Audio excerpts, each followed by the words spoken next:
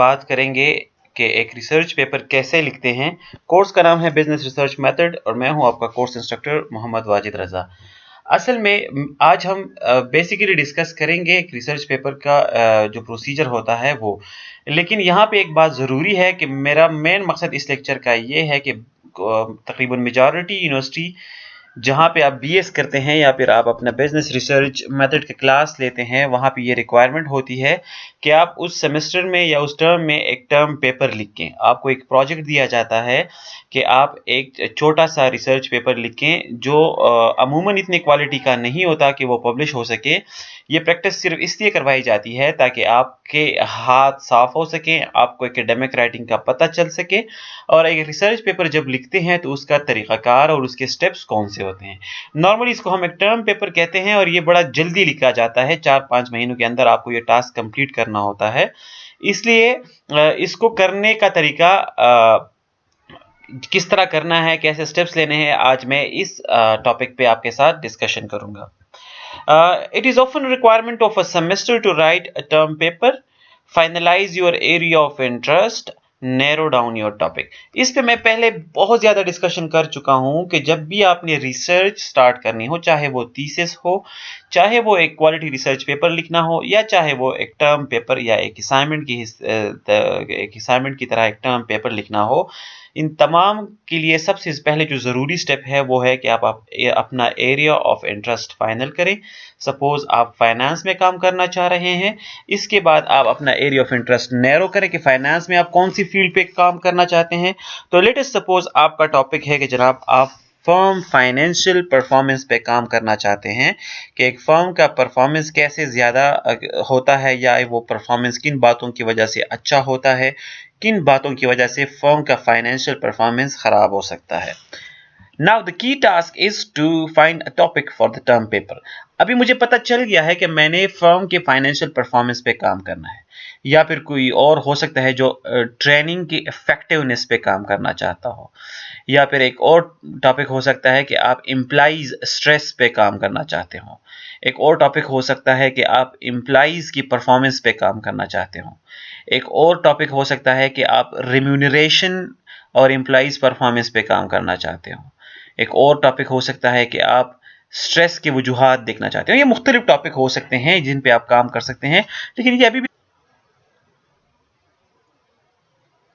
Finding topic for term paper. अब जो दूसरा अहम क्वेश्चन है वो ये है कि जाहिर है मुझे पता है मैंने फर्म फाइनेंशियल परफॉर्मेंस पे काम करना है, लेकिन अभी इसके बाद भी आपको कुछ क्वेश्चन है जो आपके दिमाग में आएंगे और जो आपके लिए उनका सोल्यूशन निकालना ज़रूरी है। जैसे कि आपको पता है कि आप फर्म फाइनेंशियल परफॉर्मेंस पे काम करना चाहते हैं, but then the question is कि इस पे आप कौन सा, मतलब आपकी रिसर्च का टॉपिक क्या होगा। ओवरऑल स्कोप तो चले फर्म फाइनेंशियल परफॉर्मेंस हुआ, लेकिन एक स्पेसिफिक रिसर्च गैप कौन सा है जो आप फिल करना चाहते हैं। फर्म फाइनेंशियल परफॉर्मेंस में तो बहुत से लोगों ने काम किया होगा, फिर आप इसमें क्या करना चाह रहे हैं।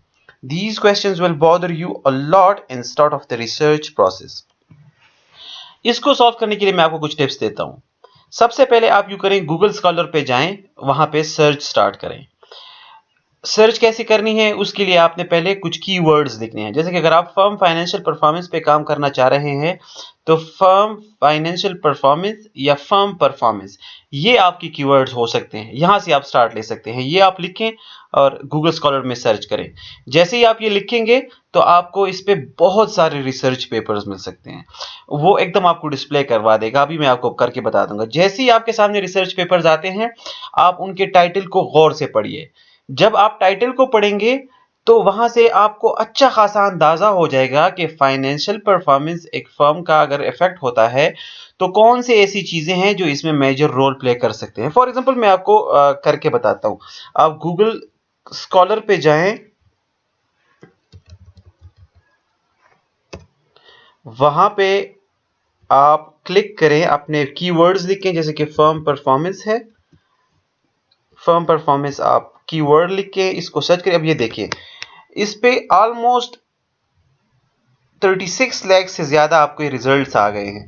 अब इनको अगर आप देखिए तो इतने लोगों ने अपने रिसर्च पेपर में फाइनेंशियल परफॉर्मेंस या फर्म परफॉर्मेंस का जिक्र डायरेक्टली या इनडायरेक्टली किया है।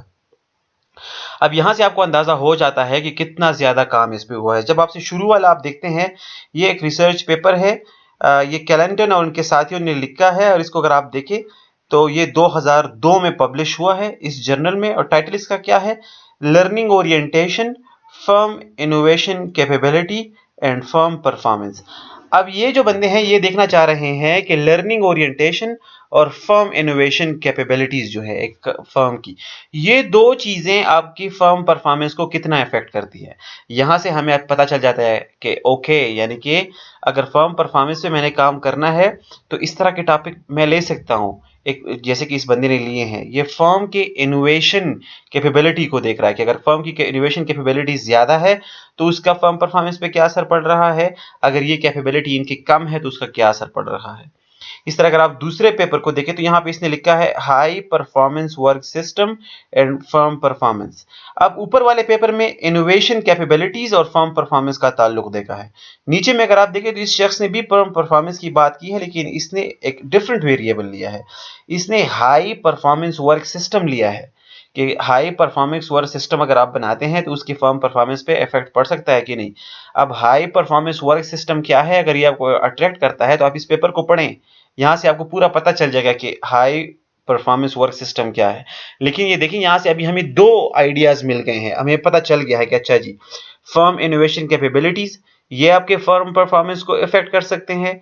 इसके अलावा एक और फैक्टर है जिसको हम हाई परफॉर्मेंस वर्क सिस्टम कहते हैं, ये आपके फर्म के परफॉर्मेंस को इफेक्ट कर सकता है। तीसरे वाला इससे भी इंटरेस्टिंग है, तीसरे को अगर आप देखें तो इसने फर्म परफॉर्मेंस को लिंक किया है बोर्ड कमेटी स्ट्रक्चर। जो बोर्ड ऑफ डायरेक्टर होते हैं, हर एक कंपनी जो होती है उसके अपना एक कमेटी होती है बोर्ड ऑफ डायरेक्टर्स की पूरी। तो ये कहते हैं कि जो बोर्ड ऑफ डायरेक्टर्स की जो कमेटी है वो कमेटी का स्ट्रक्चर क्या है। अब देखिए बोर्ड ऑफ कमेटी का स्ट्रक्चर ये एक बहुत ही डिफरेंट टॉपिक हो गया। अब उसके स्ट्रक्चर को लेके ये आगे देख रहा है कि ये फर्म परफॉर्मेंस इफेक्ट कर रहा है कि नहीं कर रहा। तो पहले तीन टॉपिक्स में हमें अच्छा खासा पता चल गया है कि कितने डाइवर्स चीजों के साथ लोग इसको लिंक कर रहे हैं, और आप इसको आगे पढ़ते जाएं, जो चीज आपको अट्रैक्ट करती है आप उसी को अपने टर्म पेपर के लिए ले। चौथा अगर आप देखें तो इसने लिखा है corporate governance and firm performance. अब ये बिल्कुल एक डिफरेंट डायरेक्शन पे चला गया है कि अगर एक कंट्री है, एक मुल्क है, वहां पे कारपोरेट गवर्नेंस का मैकेनिज्म कैसा है। अगर ये कारपोरेट गवर्नेंस का जो तरीकाकार है ये भी क्या फर्म परफॉर्मेंस को इफेक्ट कर रहा है, इसने इस पे काम किया है। नीचे छठा जो है उसने भी कारपोरेट गवर्नेंस और फर्म परफॉर्मेंस पे काम किया है। अब सातवें को आप देखें इंपैक्ट ऑफ एनवायरमेंटल मैनेजमेंट, ये कह रहा है कि फर्म परफॉर्मेंस का ताल्लुक एनवायरमेंटल मैनेजमेंट से भी है। इसके अलावा नीचे देखिए executive compensation structure, ownership and firm performance. ये बंदे कह रहे हैं, मेहरान जिसने ये पेपर लिखा है जर्नल ऑफ फाइनेंशियल इकोनॉमिक्स में, ये कह रहा है कि जो आपके एग्जीक्यूटिव्स होते हैं कंपनी के, उनके उनको आप किस तरह कंपेंसेट करते हैं, उनको आप कितने सैलरीज और इंसेंटिव्स देते हैं, उसका स्ट्रक्चर क्या है। तो उनकी जो एग्जीक्यूटिव है उनकी कंपेंसेशन स्ट्रक्चर का आपके फर्म परफॉर्मेंस पे कितना असर है। इस तरह नीचे देखें बोर्ड मीटिंग फ्रीक्वेंसी, बहुत इंटरेस्टिंग है कि जो आपके बोर्ड ऑफ डायरेक्टर्स हैं उनकी मीटिंग्स कितने अरसे बाद होती है। फ्रीक्वेंसी की बात कर रहा है, साल में एक बार होता है, साल में 5 बार, साल में 10 बार। तो वो ये बंदा ये देखना चाह रहा है कि इस मीटिंग की जो फ्रीक्वेंसी है क्या इसका भी फर्म परफॉर्मेंस पे इफेक्ट पड़ रहा है। इन शॉर्ट गूगल स्कॉलर से आपको अच्छा खासा अंदाजा हो जाएगा कि फर्म परफॉर्मेंस पे कितने लोगों ने काम किया है और कौन कौन से एस्पेक्ट कवर किए हैं। शायद इस सर्च जो अभी हमने सर्च किया है इससे पहले हमारे जहन में सिर्फ ये था कि अच्छा अगर कंपनी की परफॉर्मेंस की बात करते हैं तो वो सिर्फ उसके जो मजदूर है वो जितनी मेहनत करेंगे उससे परफॉर्मेंस अच्छी होगी, जो प्रोडक्ट क्वालिटी है उससे परफॉर्मेंस अच्छी होगी। शायद हमारा जहन सिर्फ इन दो चीज़ों तक लिमिटेड था। लेकिन यहाँ पे तो जब मैंने देखा है तो बहुत सी नई चीज़ें मेरे सामने आ गई हैं कि बोर्ड ऑफ डायरेक्टर्स है उनकी कंपेंसेशन ये भी रोल प्ले करता है, बोर्ड ऑफ डायरेक्टर की जो मीटिंग्स है वो भी रोल प्ले करता है, बोर्ड का जो स्ट्रक्चर है वो भी रोल प्ले कर रहा है, कारपोरेट गवर्नेंस भी रोल प्ले करता है, एक कंपनी की इनोवेटिवनेस के वो कितनी जिद्दत है, उसमें नई चीज़ों को करने की कितनी सलाहियत है, ये भी इफेक्ट कर रहा है। और इस तरह अगर इसको नीचे मैं करता जाऊं तो बहुत सारे न्यू और इंटरेस्टिंग टॉपिक्स मुझे मिल जाते हैं। तो यह जो स्लाइड्स में मैं आपको बता रहा था कि आप अपने गूगल स्कॉलर पे सर्च करें, वहां से आपको बहुत सारे पेपर्स मिल जाएंगे। अब फिर आपने नेक्स्ट क्या करना है, इन पेपर्स को आपने ना स्क्रीन सिर्फ सिरसिरी देखना है, जो टॉपिक आपको अट्रैक्टिव लगे फिर आप उसी के साथ स्टिक करके रहें। शायद आप हो सकता है आप टर्म पेपर के लिए ये चूज करें कि ये जो बोर्ड मीटिंग फ्रीक्वेंसी है, ये आप इसको पढ़ें कि ये स्टडी कौन से कंट्री में हुई है। तो एक सिंपल काम आप ये कर सकते हैं कि अगर इस तरह की एग्जैक्टली कोई स्टडी पाकिस्तान में नहीं हुई या फिर जिस कंट्री में आप हैं, अगर वहां उस कंट्री में एग्जैक्टली इस तरह की कोई स्टडी किसी ने भी पहले नहीं की, तो आपके लिए ये एक ओपन गैप है, आपको बना बनाया गैप मिल गया कि जो आप जहां रह रहे हैं उस कंट्री में जितने कंपनीज है उसके फर्म परफॉर्मेंस पे जाहिर है लोग रिसर्च कर रहे होंगे, उन्होंने डिफरेंट चीज़ों को हाईलाइट किया होगा। लेकिन हो सकता है उस कंट्री में किसी ने बोर्ड मीटिंग फ्रीक्वेंसी को फर्म परफॉर्मेंस के साथ नहीं देखा होगा, तो एकदम से आपको पता चल जाता है ये आपका बना बनाया टॉपिक हो गया। तो आपका टॉपिक कैसे हो जाएगा कि board meeting frequency and firm performance, और इसके साथ लिखने एम्पेरिकल एविडेंस फ्रॉम जो आपकी कंट्री है उसका नाम लिख दें। तो इस तरीके से आप गैप ढूंढ सकते हैं। इसके अलावा आप जब इस पेपर को अंदर पढ़ेंगे तो इस ऑथर ने इस पेपर में जरूर बताया होगा कि वो क्या चाहता है कि फ्यूचर में इस पे कौन सा काम किया जाए। तो जो इसने अंदर इसके पेपर के अंदर बताया होगा वो भी आप लेके उस पे भी आप काम कर सकते हैं। तो अगर आप ये स्टडी सिर्फ अपने कंट्री में रिप्लिकेट करते हैं, मतलब आप चाहते हैं कि ये कंट्री यूएस में हुई है, अब आप चाहते हैं कि एग्जैक्टली यही स्टडी आप अपनी कंट्री के कॉन्टेक्स्ट में करें, तो ये एक वैलिड स्टडी होती है, ये बिल्कुल सही रिसर्च है, इसकी अपनी वर्थ है, आप इस तरह कर सकते हैं। इस तरह की स्टडी आसान इसलिए होती है क्योंकि इस पेपर में पूरा तरीकाकार इसने बताया होगा कि डेटा कैसे लिया है, फिर एनालिसिस कैसे किए हैं, फिर इसने अपना रिसर्च पेपर लिखा कैसे है।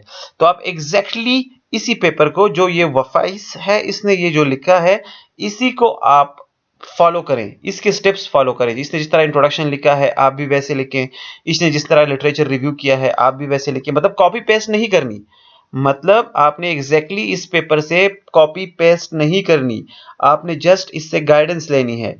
अगर अब आप देख रहे हैं, अब आप सोच रहे होंगे कि बोर्ड मीटिंग फ्रीक्वेंसी और फर्म परफॉर्मेंस का ताल्लुक किस तरह है, इसका लॉजिक आपको समझ नहीं आ रहा कि मैं किस तरह इसका लॉजिक बनाऊं, तो इस पेपर को पढ़ें, इसने ये पूरा लॉजिक बताया होगा। तो यहां से आपकी लॉजिक की समझ आ जाएगी, फिर आप अपने अल्फाज में उसको एक्सप्लेन करें कि आप क्यों समझते हैं कि लॉजिक है और पाकिस्तान के कॉन्टेक्स्ट में ये स्टडी क्यों जरूरी है। तो बड़ी आसानी से आपका टर्म पेपर यहां से चल पड़ता है। अब जब आप पेपर डाउनलोड कर लेते हैं तो नेक्स्ट इंपॉर्टेंट स्टेप इज कि टेकिंग नोट्स, कीवर्ड्स इनको आप नोट करें। An initial search will reveal a lot of determinants of financial performance। जैसे अभी मैंने आपको बताया, मैंने करके भी दिखाया, जैसे आप रिसर्च करते हैं आपको बहुत ज्यादा डिटर्मिनेंट्स मिलेंगे। डिटर्मिनेंट्स मतलब वो फैक्टर्स जो फाइनेंशियल परफॉर्मेंस को अफेक्ट कर सकता है। अभी जब हमने सर्च किया तो हमें बहुत डिटर्मिनेंट्स मिले, जैसे बोर्ड ऑफ डायरेक्टर्स की कंपेंसेशन, बोर्ड ऑफ डायरेक्टर की मीटिंग की फ्रीक्वेंसी, कारपोरेट गवर्नेंस, इनोवेटिवनेस, ये सारे डिटर्मिनेंट्स थे। तो आपको बहुत ज्यादा डिटर्मिनेंट्स हो सकते हैं।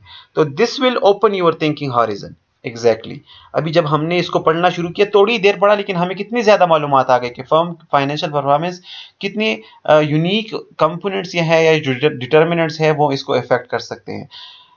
डाउनलोड सम रिलेवेंट आर्टिकल्स, तीसरा स्टेप यह है कि आपने जो आर्टिकल पढ़ रहे हैं उसमें से आप एक खास एरिया को सेलेक्ट करें, फिर उस पर कुछ रिसर्च पेपर्स डाउनलोड करें।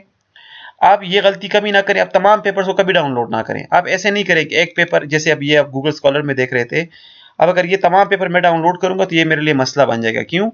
क्योंकि ये देखिए ये पेपर कॉर्पोरेट गवर्नेंस पे है, ये आपका बोर्ड कमेटी स्ट्रक्चर पे है, ये आपका हाई परफॉर्मेंस वर्क सिस्टम पे है। तो अगर इन तमाम को मैं डाउनलोड करूंगा तो ये तो अलग अलग चीजों को टच कर रहा है, तो मेरे लिए फिर बड़ा मुश्किल हो जाएगा इनको समझना। अभी फॉर एग्जांपल मैंने फाइनल कर दिया है कि मैं कॉर्पोरेट गवर्नेंस और फर्म परफॉर्मेंस पे ही काम करूंगा, मैंने सिर्फ इस चीज को देखना है। तो फिर इसके लिए टैप किया है कि अभी आपके कीवर्ड्स पहले क्या था, सिर्फ फर्म परफॉर्मेंस था, अभी आपके पास दो कीवर्ड हो गए हैं, कॉर्पोरेट गवर्नेंस और फर्म परफॉर्मेंस। तो आप इसको कॉपी करें, इसको लेके ना अभी आप इसको सर्च करें, यहां पे आप गूगल स्कॉलर में आए,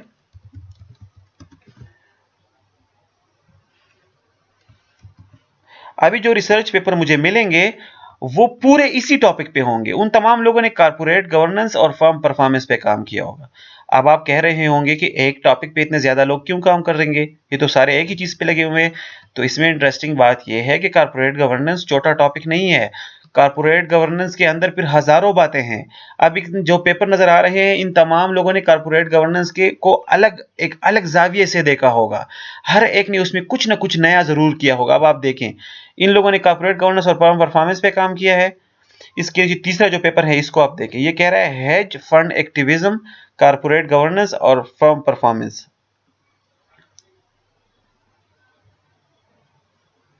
इससे नीचे देखें accounting discretion, corporate governance and firm performance. अब देखें तमाम लोग इसको डिफरेंट चीजों के साथ लिंक कर रहे हैं। Corporate governance and firm performance the case of Nigerian, इस बंदे ने इसको लेके नाइजीरिया में टेस्ट किया है। Corporate governance and firm performance in Iran, इस बंदे ने इसको ईरान में टेस्ट किया है। इस तरीके से जब आप सर्च करेंगे ना तो आपको बड़े मजे की चीजें मिलती जाएंगी और यहां से फिर आप इसको पढ़ सकते हैं। एक और शॉर्टकट आप यहां से ये लगा सकते हैं कि ये जो हमारा टॉपिक था corporate governance and firm performance, इसके साथ अगर आप रिलेटेड पेपर्स देखना चाहते हैं जो इसके करीब करीब हो तो यहाँ आप नीचे आके देखें, यहाँ पे लिखा है रिलेटेड आर्टिकल्स। तो अगर आप ये रिलेटेड आर्टिकल्स क्लिक करेंगे तो यहाँ से आपको वो पेपर्स मिल जाएंगे जो इस पेपर के बहुत करीब करीब हैं। अब देखें ये वो पेपर है जिसकी हम बात कर रहे थे। ये तमाम आर्टिकल्स कौन से हैं जो इसके बहुत ज्यादा करीब हैं। तो अब आप ये तमाम आर्टिकल पढ़ सकते हैं अगर आप चाहें तो। एक और भी आप काम कर सकते हैं, क्योंकि जो अभी कॉर्पोरेट गवर्नेंस और फर्म परफॉर्मेंस की हम बात कर रहे हैं ये पेपर 2008 का है। तो आप इसमें ये कर सकते हैं कि यहाँ पे ये टाइप करें और इसके साथ आप ये करें कि आप इसको रीसेंट करें, मतलब कि इसके साथ यहाँ पे बेशक 2019 लिख लें। देखते हैं कि क्या क्या कौन से पेपर्स आते हैं। अब ये देखिए 2019 में एक पेपर शाया हुआ है जो कह रहा है कि the impact of the corporate governance on firm performance, a study and financial institution in Sri Lanka. 2019 में एक बंदे ने इस पे श्रीलंका में काम किया है। एक और काम 2019 में इसी टॉपिक पे हुआ है। इसने बहुत सारे इमर्जिंग मार्केट्स लिए हैं, इमर्जिंग मार्केट लिए हैं, सॉरी बहुत सारे तो नहीं है, सिर्फ एक ही तुर्की वाला काम किया है इसने। Corporate governance and firm performance sequel 2019 में ये भी हुआ है। Does corporate governance failure firm performance study of valuation of MENA companies. अब ये देखिए ना आपको इसको मुख्तलिफ एस्पेक्ट्स आपको मिल रहे हैं। तो इस तरीके से आप अपना टॉपिक फाइनल कर सकते हैं। अच्छा, इसमें एक और मजे की बात आपको बता दूं कि ये रिसर्च गेट में जो सामने पीडीएफ लिखा होता है ये पेपर्स आपके लिए अवेलेबल होते हैं, इनको आप डाउनलोड कर सकते हैं। जिनके सामने पीडीएफ नहीं है वो फिर आप यहां से डाउनलोड नहीं कर सकते, वो फिर आप जिन लोगों के पास सब्सक्रिप्शन होती है सिर्फ वही डाउनलोड कर सकते हैं।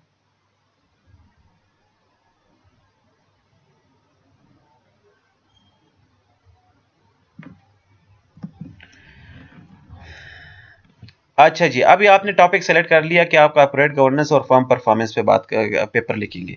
अब जो आखिरी क्वेश्चन है दैट इज कि मैं एक रिसर्च पेपर लिखूंगा कैसे, मुझे तो ये नहीं आता कि मैं कैसे लिखूं। तो याद रखिए ये करने के लिए आपके जो ट्यूटर है, आपके जो बिजनेस रिसर्च मेथड जहां से आप पढ़ रहे हैं उस क्लास में आपको बहुत ज्यादा हेल्पिंग मटेरियल ऑलरेडी दिए गए हैं। अगर आप उन्हीं को पढ़ते हैं तो आपको पूरा तरीकाकार की समझ आ जाएगी। और बेस्ट तरीकाकार ही यही है कि आप अपने बुक्स और हेल्पिंग मटेरियल पढ़ें, वहां पे ये सारा कुछ आसानी से डिस्कस किया गया है। लेकिन इसका एक शॉर्टकट मैं आपको बता देता हूं। अगर आपको तरीका नहीं आता कि मैं लिखना कैसे शुरू करूं तो आप एक बेस पेपर सेलेक्ट करें। बेस पेपर मतलब एक ऐसा पेपर जिसको आप कहेंगे कि मैं यही पेपर फॉलो करूंगा। जैसे ये 2008 का पेपर है कारपोरेट। अब फाइनलाइजिंग ये रिसर्च पेपर, अब आपने कीवर्ड्स वगैरह का भी आपको पता चल गया, आपने टॉपिक भी फाइनल कर लिया, आपको पता चल गया कि आपने कॉर्पोरेट गवर्नेंस और फर्म परफॉर्मेंस पे बात करनी है। लेकिन अभी क्वेश्चन ये है कि how to finalize a research paper. एक रिसर्च पेपर में लिखूंगा कैसे, मुझे तो नहीं पता कि एक रिसर्च पेपर कैसे लिखते हैं। तो इसको करने के लिए सबसे बेस्ट तो यही है कि जो क्लास में आपको हेल्पिंग मटेरियल दिया जाता है, जो कोर्स में आपको पढ़ाया जाता है, आप उसको गौर से पढ़ें, उसमें ये सारा आपको बता दिया गया है। लेकिन इसके लिए एक शॉर्टकट भी मैं आपको बताता चलूं कि सबसे पहले आप एक बेस पेपर सेलेक्ट करें। बेस पेपर से मुराद कि आप गूगल स्कॉलर पे जाएं, जिस पेपर को आपने सेलेक्ट किया है उस एक पेपर जो सपोज एक पेपर आप फाइनल करें। जिस तरह की ये एक पेपर था 2008 वाला corporate governance and firm performance, इसको अगर मैं सेलेक्ट करता हूं तो यहाँ पे ये जिनके सामने ये पीडीएफ वगैरह लिख के गए हैं, इसका मतलब है कि ये पेपर आप डाउनलोड कर सकते हैं। इसमें आप किसी एक पे क्लिक करें, जिस तरह की मैं इस पे क्लिक करता हूं तो मेरे सामने ये पूरा पेपर खुल जाता है।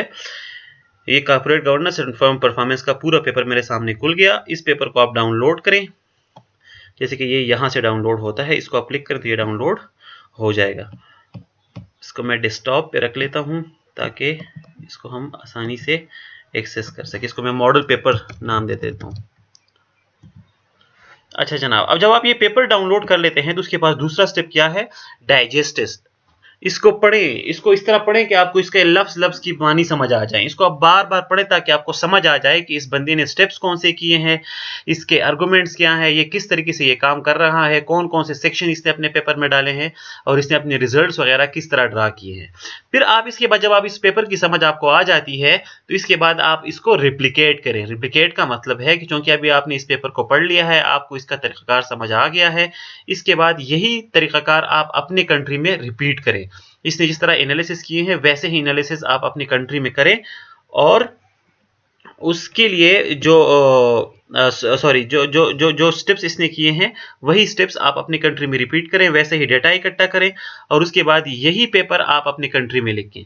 आपने कॉपी पेस्ट हरगिज़ नहीं करना। रिप्लिकेशन से मुराद होता है कि आप इस पेपर को देखते हुए अपना पेपर लिखें।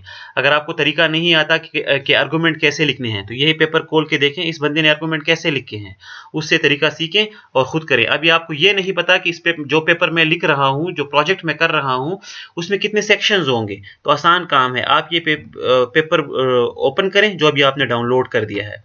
सपोज ये वाला पेपर आप ओपन करें और इसमें देखें कि इस शख्स ने अपने पेपर में कौन-कौन से हेडिंग्स डाले हैं। तो सबसे पहले हेडिंग इसका एब्स्ट्रैक्ट का है, तो आप भी एब्स्ट्रैक्ट लिखिए अपने पेपर का। इसके बाद इसने इंट्रोडक्शन डाला है, तो अब वो आपको समझ आ गई है कि अच्छा अपना पेपर मैंने शुरू करना है, तो उसका पहला सेक्शन इंट्रोडक्शन होगा, मैं इंट्रोडक्शन लिखूंगा। तो इसी पेपर को आप पढ़ें कि इस बंदे ने इंट्रोडक्शन कैसे लिखा है, इसके आर्गुमेंट्स क्या है और इससे एकेडमिक राइटिंग का तरीक़ाकार भी सीखें। ये देखिए यहाँ पे ये किसी के दूसरे शख्स के काम को साइट भी कर रहा है। तो अभी आपको ये पता चल गया कि अच्छा मैंने भी अपने पेपर में साइटेशन देने हैं दूसरे लोगों के काम के, रिपोर्ट्स वगैरह के। तो जिस तरह नीचे आके देखें इसने और कौन से सेक्शंस ऐड किए हैं, उससे आपको आसानी से पता आपको इन चीज़ों का चल जाएगा। अब ये देखिए दूसरा सेक्शन इसने डाला है corporate ownership structure, corporate governance, firm performance and capital structure. ये अभी इस सेक्शन में इन चीज़ों पे बात करेगा। तो आपको एक शॉर्टकट एक क्लू मिल जाता है कि अच्छा अगर मैं अपने पेपर को, अपनी स्टोरी को आगे करना चाहूँ, इसमें दूसरा सेक्शन डालना चाहूँ, तो मैं ये सेक्शन डाल सकता हूँ। आप इसके अलावा कोई और भी सेक्शन डाल सकते हैं। अगर आपको लगे कि आप कोई चीज़ इसमें एक्सप्लेन करना चाहते हैं या किसी दूसरे पेपर ने कोई दूसरा सेक्शन डाला है, तो आप किसी दूसरे पेपर से भी हेल्प ले सकते हैं और अपने पेपर में वो सेक्शन डाल सकते हैं।